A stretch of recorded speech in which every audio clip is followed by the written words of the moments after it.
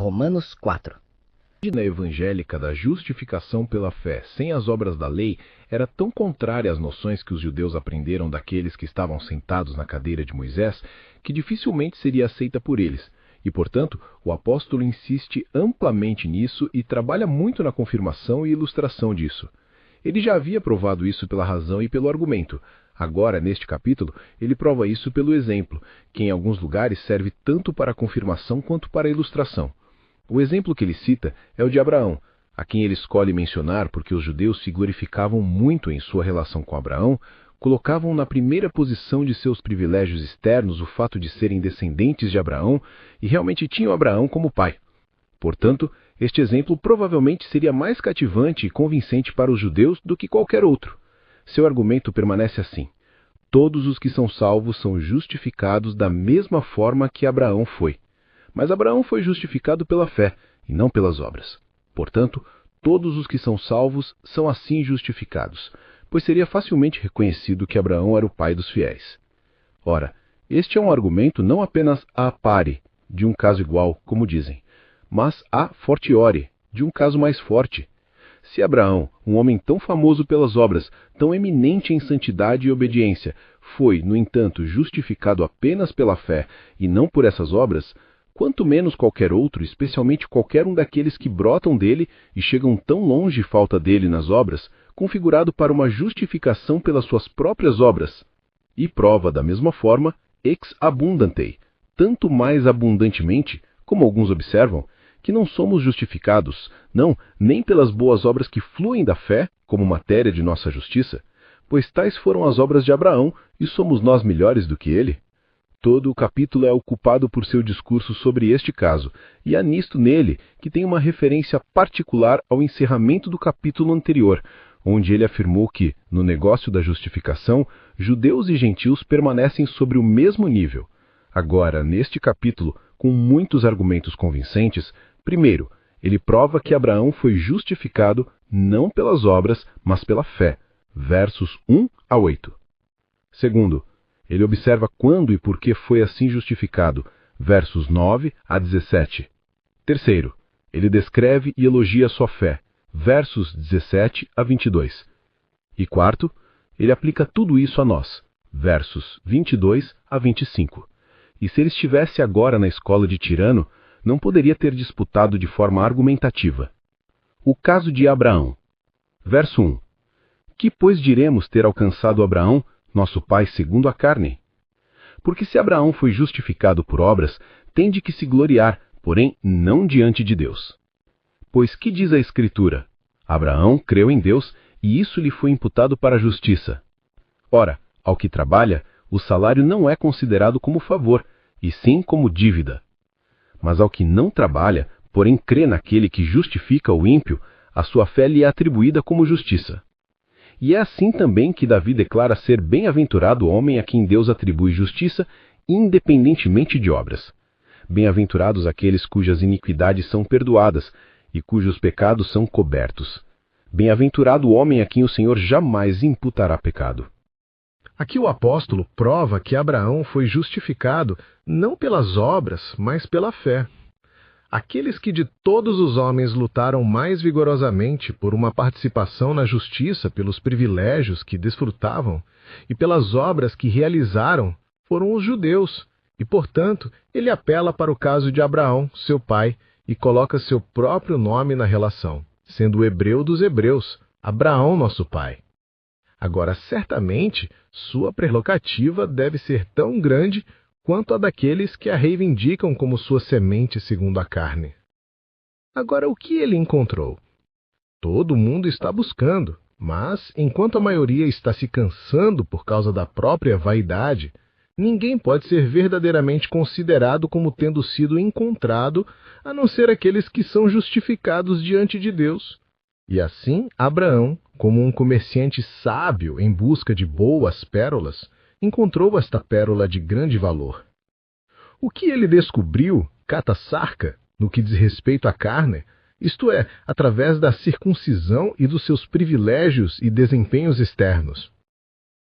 A estes, o apóstolo chama carne, Filipenses 3, verso 3. Agora, o que ele conseguiu com isso? Ele foi justificado por eles? Foi o mérito de suas obras que o recomendou à aceitação de Deus? Não, de forma alguma, o que ele prova com vários argumentos. Primeiro, se ele tivesse sido justificado pelas obras, teria sobrado espaço para a vanglória, que deve ser excluída para sempre. Se assim for, ele tem do que se gloriar. Verso 2, o que não deve ser permitido. Mas poderiam dizer os judeus, não foi o seu nome engrandecido, Gênesis 12, verso 2, e então ele não poderia se gloriar? Sim, mas não diante de Deus. Ele poderia merecer o bem dos homens, mas nunca poderia merecer de Deus. O próprio Paulo tinha motivos para se gloriar diante dos homens, e às vezes o vemos se gloriando nisso, mas com humildade. Mas nada para se gloriar diante de Deus. 1 Coríntios 4, verso 4, Filipenses 3, versos 8 e 9. Então Abraão. Observe que ele toma como certo que o homem não deve pretender ter glória em nada diante de Deus. Não, nem Abraão, um homem tão grande e bom quanto ele. E, portanto, ele extrai um argumento disso. Seria absurdo para aquele que se gloria gloriar-se em alguém que não seja o Senhor. Segundo, é expressamente dito que a fé de Abraão lhe foi imputada como justiça. O que diz a Escritura? Verso 3. Em todas as controvérsias em religião, esta deve ser a nossa pergunta. O que diz a Escritura? Não é o que este grande homem e o outro bom homem dizem, mas o que diz a Escritura. Peça conselho a este Abel e assim encerre o assunto. 2 Samuel 2, verso 18.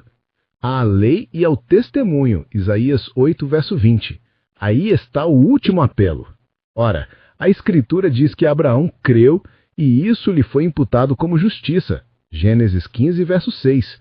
Portanto, ele não tinha por que se gloriar diante de Deus, sendo puramente pela graça gratuita que foi assim imputado, e não tendo em si nada da natureza formal de uma justiça, além do que o próprio Deus graciosamente se agradou em atribuir-lhe. É mencionado em Gênesis por ocasião de um ato de fé muito marcante e notável em relação à semente prometida, e é ainda mais observável porque se seguiu a um grave conflito que ele teve com a incredulidade. Sua fé era agora uma fé vitoriosa, recém-retornada da batalha. Não é a fé perfeita que é necessária para a justificação. Pode haver fé aceitável onde há vestígios de incredulidade, mas fé prevalecente, fé que tenha vantagem sobre a incredulidade. Terceiro, se ele tivesse sido justificado pela fé, a recompensa teria sido de dívida e não de graça, o que não deve ser imaginado. Este é o seu argumento, verso 4 e 5. A recompensa de Abraão foi o próprio Deus. Assim ele lhe dissera pouco antes, Gênesis 15, verso 1. Eu sou a tua grande recompensa. Agora, se Abraão tivesse merecido isso pela perfeição de sua obediência, não teria sido um ato de graça de Deus, mas Abraão poderia ter exigido isso com tanta confiança como qualquer trabalhador da vinha exigisse o centavo que havia ganhado. Mas isto não pode ser. É impossível ao homem, muito mais ao homem culpado, fazer de Deus um devedor para com ele. Romanos 11, 35. Não, Deus terá graça gratuita para ter toda a glória, graça pela graça. João 1,16.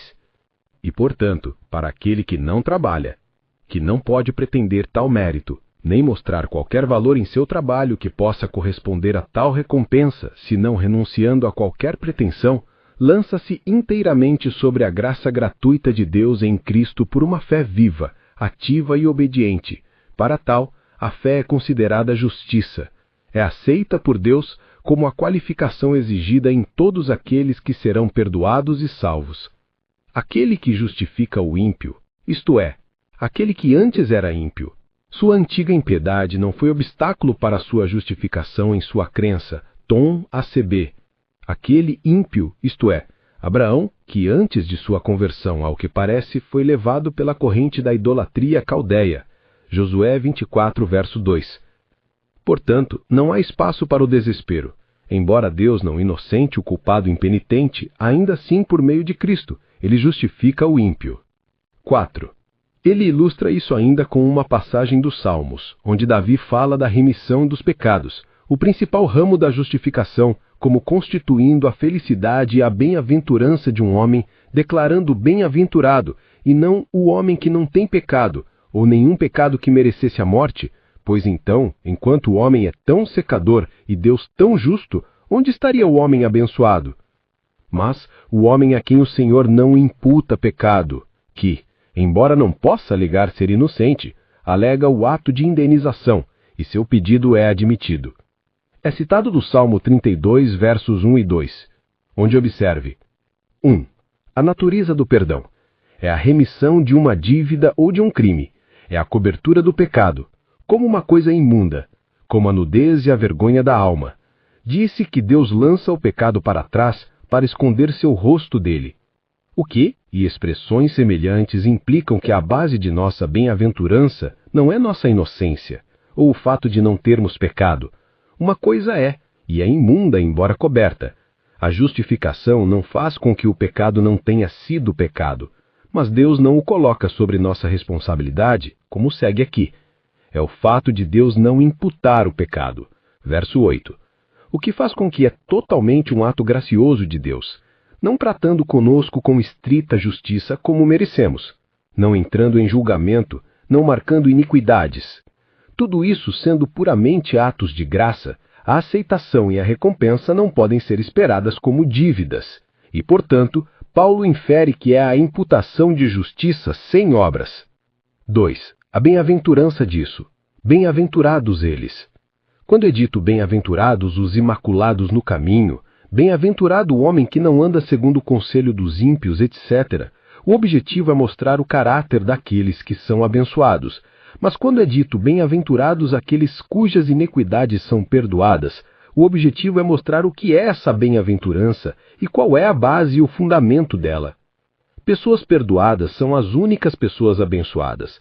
Os sentimentos do mundo são aqueles que têm uma propriedade limpa e estão livres de dívidas para com o homem, são felizes.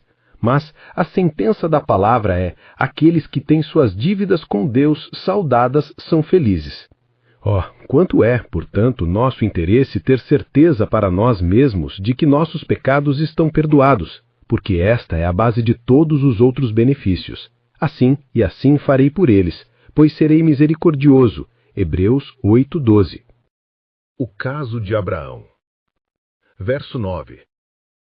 Vem, pois, esta bem-aventurança exclusivamente sobre os circuncisos, ou também sobre os incircuncisos?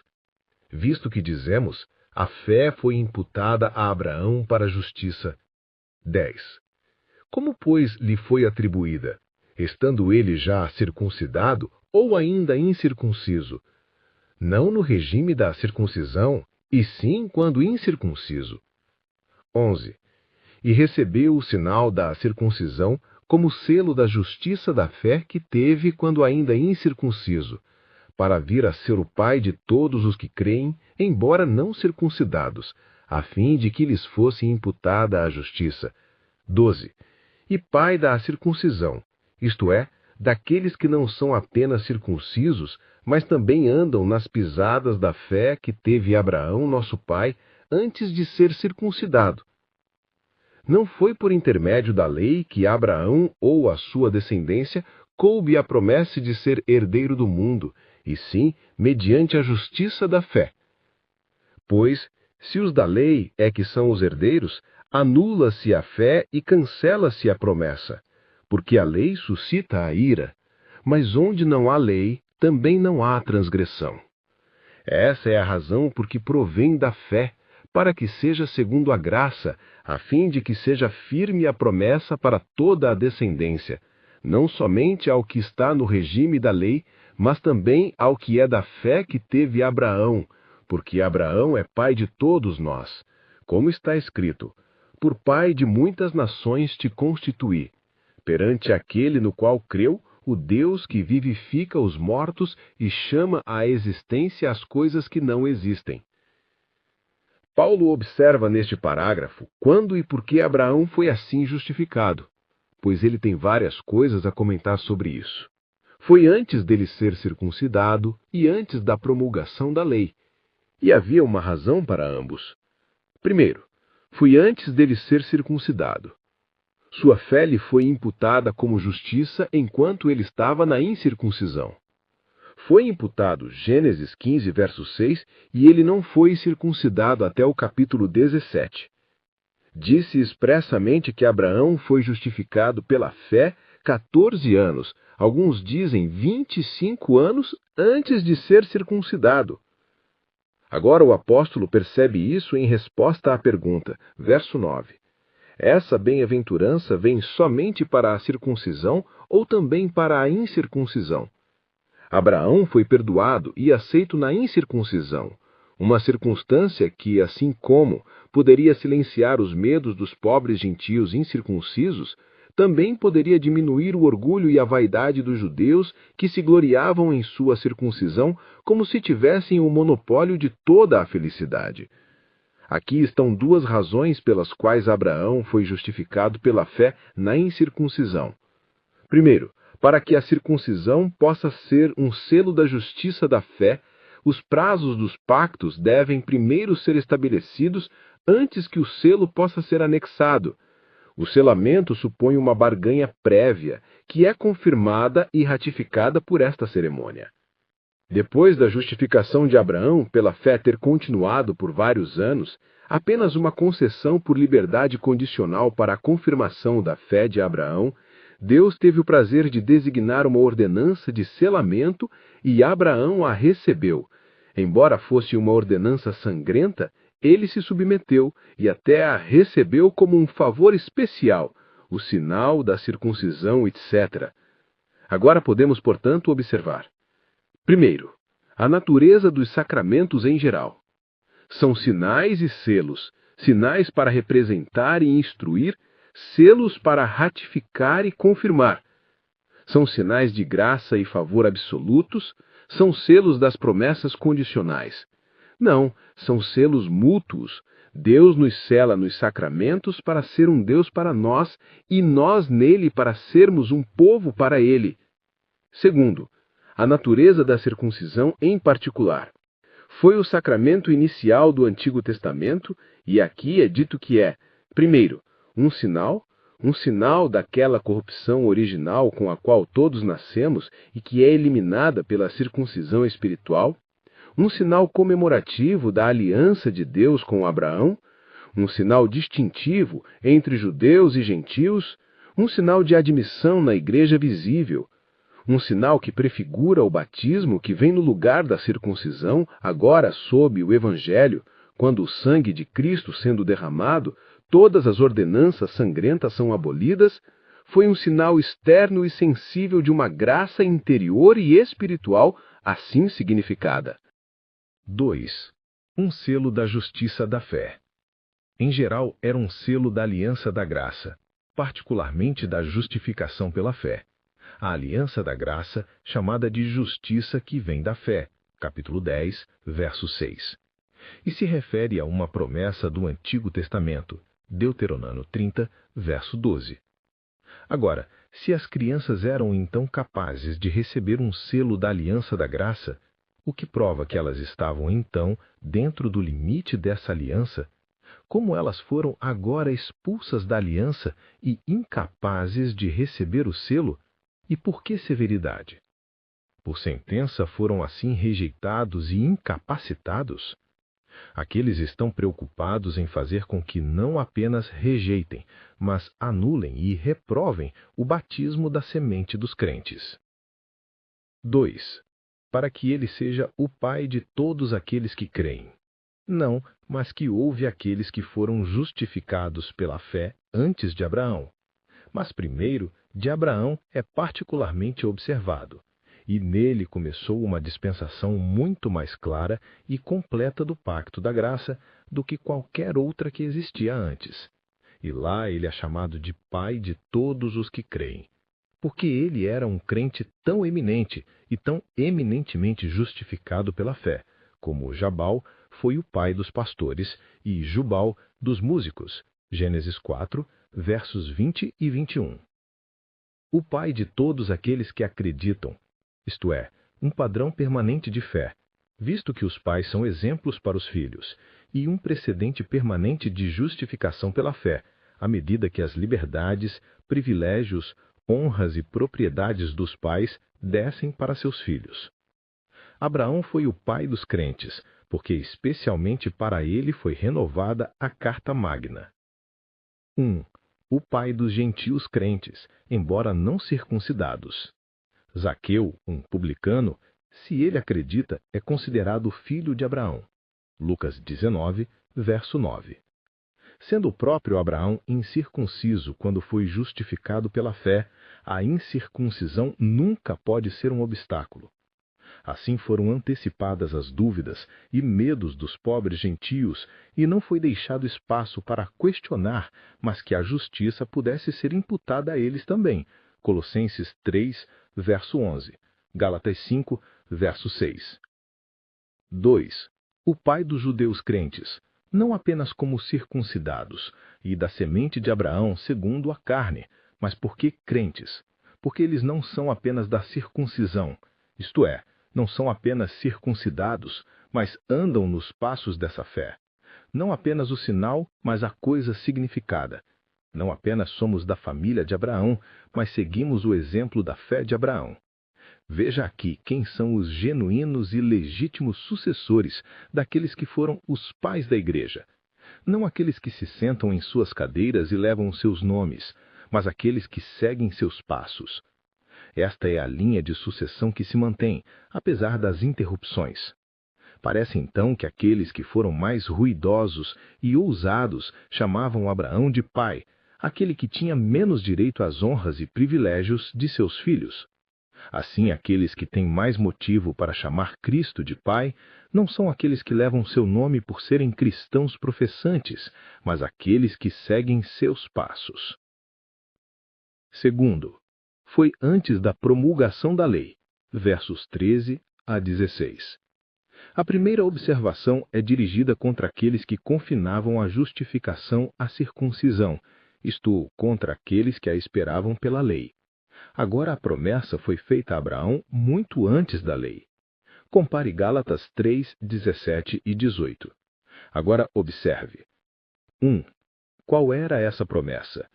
Que ele seria o herdeiro do mundo, isto é, da terra de Canaã, o local mais escolhido do mundo, ou o pai de muitas nações do mundo que surgiram dele, além dos israelitas, ou o herdeiro dos confortos da vida que existe agora.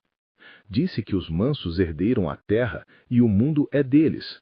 Embora Abraão possuísse tão pouco do mundo, ele era o herdeiro de tudo. Ou melhor, aponta para Cristo, a semente aqui mencionada. Compare Gálatas 3,16. A tua descendência que é Cristo.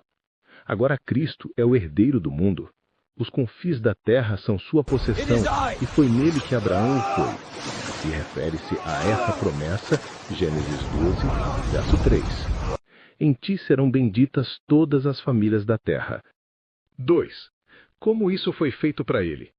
Não através da lei, mas através da justiça da fé.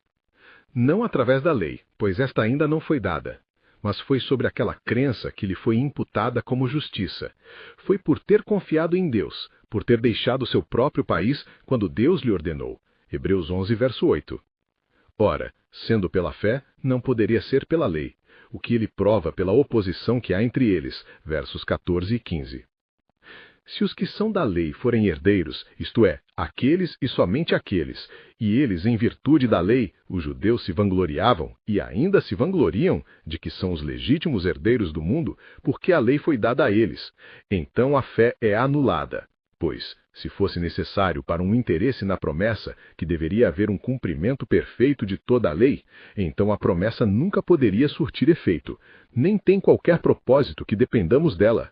Uma vez que o caminho para a vida, pela perfeita obediência à lei e pela inocência imaculada e sem pecado, é totalmente bloqueado. E a lei em si não abre outro caminho. Isto ele prova, verso 15. A lei opera a ira em nós para Deus. Irrita e provoca aquela mente carnal que é inimiga de Deus, assim como o represamento de uma corrente a faz aumentar. A ira de Deus contra nós. funciona isso, ou seja, descobre, ou a nossa violação da lei funciona. Agora é certo que nunca poderemos esperar a herança por uma lei que opera a ira. Como a lei opera a ira? Ele mostra de forma muito concisa na última parte do versículo. Onde não há lei, não há transgressão, uma máxima reconhecida, que implica, onde há uma lei, há transgressão, e essa transgressão é provocadora, e assim a lei opera a ira. 3. Porque a promessa foi feita a ele pela fé, por 3 razões. 1. Para que seja pela graça, para que a graça tenha a honra disso. Pela graça e não pela lei. Pela graça e não por dívida nem por mérito. Que graça possa ser clamada cada pedra, especialmente a pedra superior deste edifício. A fé tem referência particular à concessão da graça, assim como a graça se refere ao recebimento da fé. Pela graça e, portanto, por meio da fé. Efésios 2, verso 8. Pois Deus terá toda a coroa lançada aos pés da graça, graça gratuita, e toda a canção no céu cantada nessa melodia. Não para nós, ó Senhor, não para nós, mas ao teu nome seja o louvor. 2. Para que a promessa seja certa. A primeira aliança, sendo uma aliança de obras, não era segura, mas através da falha humana, os benefícios por ela designados foram cortados, e, portanto, para determinar e garantir de forma mais eficaz a transmissão da nova aliança, há outro caminho descoberto.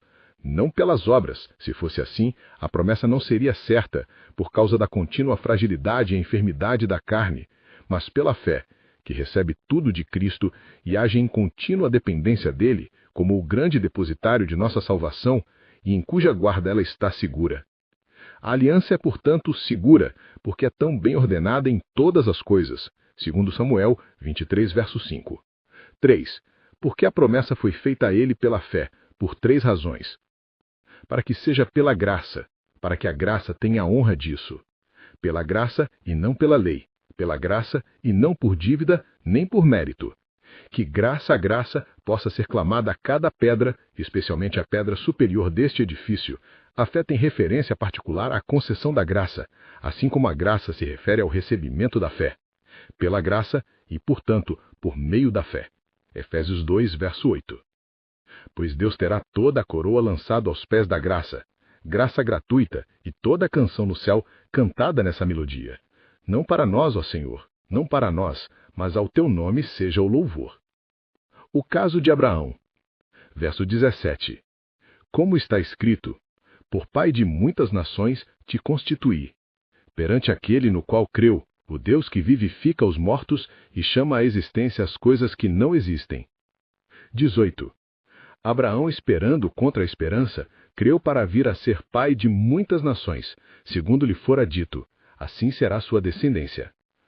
E sem enfraquecer na fé, embora levasse em conta o seu próprio corpo amortecido, sendo já de 100 anos, e a idade avançada de Sara, não duvidou por incredulidade da promessa de Deus, mas pela fé se fortaleceu, dando glória a Deus. Estando plenamente convicto de que ele era poderoso para cumprir o que prometera, pelo que isso lhe foi também imputado para a justiça. Tendo observado quando Abraão foi justificado pela fé, e porque, para a honra de Abraão e, por exemplo, para nós que o chamamos de pai, o apóstolo aqui descreve e elogia a fé de Abraão, onde deve-se observar, primeiro, em quem ele acreditou, Deus que vivifica. É no próprio Deus que a fé se firma. Ninguém pode estabelecer outro fundamento. Agora observe o que em Deus a fé de Abraão tinha em vista, naquilo, certamente, que provavelmente confirmaria sua fé em relação às coisas prometidas. 1. Deus que vivifica os mortos. Foi prometido que ele seria o pai de muitas nações quando ele e sua esposa estavam agora praticamente mortos. Hebreus 11, versos 11 e 12. E, portanto, ele considera Deus como um Deus que poderia dar vida aos ossos secos. Aquele que vivifica os mortos pode fazer qualquer coisa. Pode dar um filho a Abraão quando ele envelhecer. Pode trazer os gentios, que estão mortos em ofensas e pecados, para uma vida divina e espiritual. Efésios 1, versos 19 e 20. E 2, verso 1. 2. Quem chama as coisas que não são como se fossem, isto é, cria todas as coisas pela palavra do seu poder, como no princípio, Gênesis 1, versos 19 e 20, 2 Coríntios 4, verso 6. A justificação e salvação dos pecadores, o casamento dos gentios que não tinham sido um povo, foram um chamado gracioso de coisas que não são como se fossem, dando existência a coisas que não eram. Isto expressa a soberania de Deus e seu poder e domínio absolutos, um poderoso apoio à fé quando todos os outros pilares afundam e vacilam. É santa sabedoria e política de fé fixar-se particularmente naquilo em Deus que está acomodado às dificuldades com as quais deve lutar e que responderá de maneira mais eficaz às objeções. Na verdade, é fé construir sobre a suficiência total de Deus para a realização daquilo que é impossível para qualquer coisa, exceto essa suficiência total. Assim, Abraão se tornou o pai de muitas nações diante daquele em quem ele acreditava, isto é, aos olhos e contas de Deus, ou como aquele em quem ele acreditava. Assim como Deus era um pai comum, Abraão também o era. É pela fé em Deus que nos tornamos aceitos por ele e conformados a ele. Segundo, como ele acreditou. Ele aqui magnifica grandemente a força da fé de Abraão em diversas expressões. 1. Contra a esperança, ele acreditou na esperança. Havia uma esperança contra ele, uma esperança natural. Todos os argumentos dos sentidos, da razão e da experiência, que em tais casos geralmente geram e sustentam a esperança, estavam contra ele. Nenhuma segunda causa sorriu para ele, nem minimamente favoreceu sua esperança. Mas contra todos os incentivos ao contrário, ele acreditou, pois ele tinha uma esperança para ele. Ele cria na esperança que surgiu, como sua fé, da consideração da suficiência total de Deus. Para que ele possa se tornar o pai de muitas nações, portanto, Deus, por sua graça onipotente, capacitou-o a crer contra a esperança, para que pudesse passar por um padrão de grande e forte fé para todas as gerações. Era apropriado que aquele que seria o pai dos fiéis tivesse algo a mais do que o comum em sua fé, que nele a fé fosse colocada em sua mais alta elevação, e assim os esforços de todos os sucessivos crentes fossem dirigidos, elevados e acelerados. Ou isso é mencionado como a questão da promessa em que ele acreditou, e ele se refere a Gênesis 15, verso 5. Assim será a tua descendência como as estrelas do céu, tão inumeráveis, tão ilustres. Foi nisto que ele acreditou, quando isso lhe foi imputado por justiça. E é observável que este exemplo particular de sua fé era contra a esperança, contra as suposições e sugestões de sua incredulidade. Ele acabava de concluir que não deveria ter filhos, que aquele que nascesse em sua casa seria o seu herdeiro, versos 2 e 3. E esta incredulidade foi um contraponto à sua fé, e indica que é uma crença contra a esperança. 2. Não sendo fraco na fé, ele não considerou o seu próprio corpo. Observe que seu próprio corpo estava agora morto. Era totalmente improvável que gerasse um filho, embora a nova vida e vigor que Deus lhe deu continuasse depois que Sarai morreu. Testemunham seus filhos com Quetura. Quando Deus entenda uma bênção especial, um filho da promessa para seu povo, ele geralmente impõe uma sentença de morte à própria bênção e a todos os caminhos que levam a ela. José deve ser escravizado e preso antes de ser promovido. Mas Abraão não considerou isso, isto é, não parou em seus pensamentos sobre isso. Ele disse, de fato, nascerá um filho aos 100 anos, Gênesis 15, versos 17 e 18. Mas esta era a linguagem da sua admiração e do seu desejo de ficar ainda mais satisfeito, não da sua dúvida ou descrença. Sua fé passou por esta consideração e não pensou em nada mais do que a fidelidade da promessa com a qual ele foi engolido, e isso manteve sua fé. Não sendo fraco na fé, ele considerou que não. É a mera fraqueza de fé que faz um homem se debruçar sobre as dificuldades e aparentes impossibilidades que se põem no caminho de uma promessa. Embora possa parecer a sabedoria e política da razão carnal, ainda assim é a fraqueza de fé examinar o fundo de todas as dificuldades que surgem contra a promessa. 3. Ele não vacilou diante da promessa de Deus por causa da incredulidade. Verso 20. E, portanto, vacilou não porque não considerou as carrancas e o desânimo de causas secundárias. Ou deicritei. Ele não contestou. Ele não realizou nenhuma autoconsulta sobre isso. Não teve tempo para considerar se deveria encerrar ou não. Não hesitou nem tropeçou nisso, mas por um ato resoluto e peremptório de sua alma, com uma santa ousadia, aventurou tudo na promessa.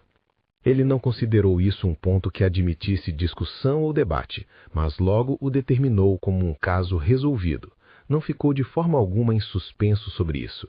Ele não vacilou por causa da incredulidade. A incredulidade está na base de todas as nossas dúvidas quanto às promessas de Deus. Não é a promessa que falha, mas a nossa fé que falha quando vacilamos. 4. Ele era forte na fé, dando glória a Deus. Enedo namote. Ele foi fortalecido na fé. Sua fé foi fortalecida pelo exercício. Crescit undo. Embora a fé fraca não seja rejeitada, a cana quebrada não seja quebrada, o pavio fumegante não se apague, mas a fé forte será elogiada e honrada. A força da sua fé apareceu na vitória que conquistou sobre os seus medos, e por meio disso ele deu glória a Deus, pois, assim como a incredulidade desonra a Deus ao torná-lo um mentiroso, 1 João 5, verso 10, assim a fé honra a Deus ao estabelecer em seu selo que ele é verdadeiro. João 3, 33. A fé de Abraão deu a Deus a glória de sua sabedoria, poder, santidade, bondade e especialmente de sua fidelidade, apoiando-se na palavra que ele havia falado. Entre os homens, dizemos, aquele que confia no outro lhe dá crédito e o honra ao aceitar sua palavra. Assim Abraão deu glória a Deus confiando nele. Nunca ouvimos nosso Senhor Jesus elogiar nada além de uma grande fé. Mateus 8, verso 10 e 15, verso 28. Portanto, Deus dá honra à fé, grande fé, porque a fé, grande fé, dá honra a Deus. 5. Ele estava totalmente convencido de que o que Deus havia prometido ele seria capaz de realizar. Pleroforeteis foi realizado com a maior confiança e segurança. É uma metáfora tirada dos navios que chegam ao porto com todas as velas. Abrão viu as tempestades de dúvidas, medos e tentações que provavelmente surgiriam contra a promessa, diante das quais muitos teriam recuado e esperado por dias mais justos, e esperado um vendaval sorridente de bom senso e razão. Mas Abraão, tendo tomado Deus como piloto e a promessa como carta e bússola, resolve resistir ao seu argumento e, como um aventureiro ousado, arma todas as suas velas, supera todas as dificuldades, não considera ventos nem nuvens, mas confia a força de seu fundo e a sabedoria e fidelidade de seu piloto, e corajosamente chega ao porto e volta para casa como um ganhador indescritível. Essa foi a sua plena persuasão e foi construída sobre a onipotência de Deus. Ele era capaz. Nossas hesitações surgem principalmente de nossa desconfiança no poder divino. E, portanto, para nos consertar, é necessário que acreditemos não apenas que ele é fiel, mas que ele é capaz de cumprir o que prometeu. E, portanto, isso lhe foi imputado como justiça, verso 22. Porque com tal confiança ele aventurou tudo na promessa divina. Deus graciosamente o aceitou e não apenas atendeu, mas superou sua expectativa. Essa maneira de glorificar a Deus por meio de uma firme confiança em sua mera promessa era tão agradável ao design de Deus e tão propícia à sua honra, que graciosamente o aceitou como uma justiça e o justificou, embora não houvesse isso na coisa em si que pudesse merecer tal aceitação. Isto mostra porque a fé é escolhida para ser a primeira condição da nossa justificação, porque é uma graça que, entre todas as outras, dá glória a Deus. O caso de Abraão. Verso 23. E não somente por causa dele está escrito que lhe foi levado em conta. 24. Mas também por nossa causa, posto que a nós igualmente nos será imputado, a saber, a nós que cremos naquele que ressuscitou dentre os mortos a Jesus, nosso Senhor. 25. O qual foi entregue por causa das nossas transgressões e ressuscitou por causa da nossa justificação. No final do capítulo, ele aplica tudo a nós. E tendo provado abundantemente que Abraão foi justificado pela fé, ele conclui aqui que sua justificação deveria ser o modelo ou a mostra da nossa. Ela não foi escrita somente por causa dele. Não se destinava apenas a uma recomendação histórica de Abraão, ou a uma relação de algo peculiar a ele, como alguns antipedo-batistas precisarão entender que a circuncisão era um selo da justiça da fé, apenas para o próprio Abraão e não pelo próprio Abraão.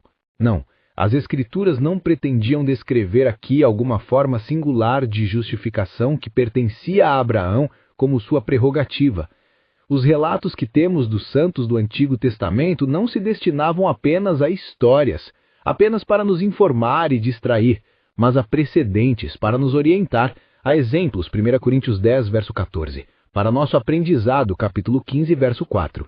E isto, particularmente a respeito de Abraão, foi escrito para nós também, para nos assegurar qual é a justiça que Deus exige e aceita para nossa salvação, para nós também, que somos homens e vis, que estamos tão aquém de Abraão privilégios e desempenhos, nós, gentios, assim como os judeus, pois a bênção de Abraão vem sobre os gentios por meio de Cristo, para nós, para quem os confins do mundo chegaram, bem como para os patriarcas, pois a graça de Deus é a mesma ontem, hoje e para sempre.